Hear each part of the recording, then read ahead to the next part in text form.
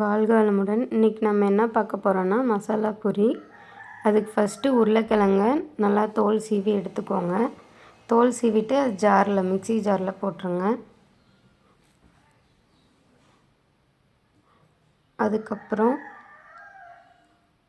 Onion எடுத்துக்கோங்க. அப்புறம் 2 பச்சை மிளகாய் எடுத்துக்கோங்க.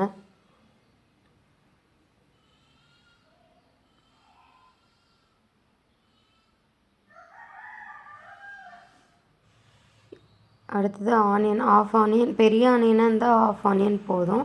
சின்னதாக இருந்தால் ஒரு ஆனியன் எடுத்துக்கோங்க. அதையும் தோல் சீவிட்டு மிக்ஸி ஜாரில் கட் பண்ணி சேர்த்திக்கோங்க.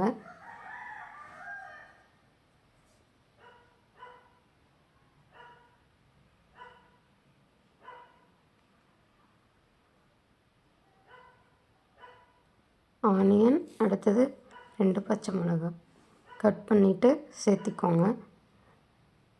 அதுக்கப்புறம் சீரகம், கொஞ்சமாக கொத்தமல்லி இலை, ஒரு சின்ன துண்டு இஞ்சி எல்லாத்தையும் போட்டு அரைச்சிக்கோங்க. அதுக்கப்புறம் கோதுமை மாவு எடுத்துக்கோங்க. உங்களுக்கு தேவையான அளவு எவ்வளோ பேருக்கு செய்கிறீங்களோ அதுக்கு தகுந்த மாதிரி கோதுமை மாவில் கொஞ்சமாக உப்பு கலந்து விட்டுக்கோங்க. உப்பை நல்லா மாவில் போட்டு கலந்து விட்டுக்கோங்க.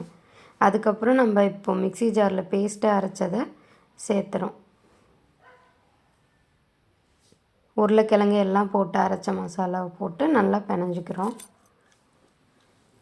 நல்லா பிணைஞ்சதுக்கப்புறம் கொஞ்சமாக கரம் மசாலா, அப்புறம் கொஞ்சம் மஞ்சத்தூள் சேர்த்துணும்.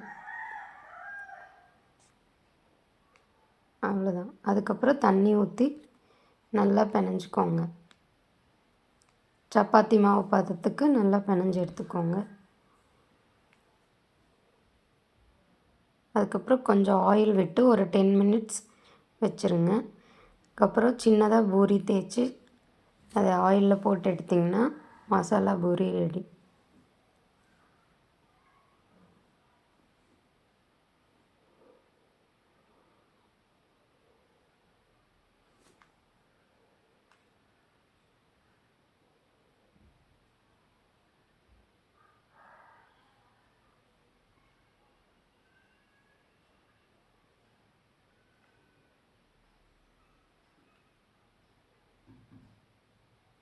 எப்பயுமே கோல்டன் ப்ரௌனில் தான் பூரி விட்டு எடுக்கணும். அப்போ தான் வெந்ததாக அர்த்தம்.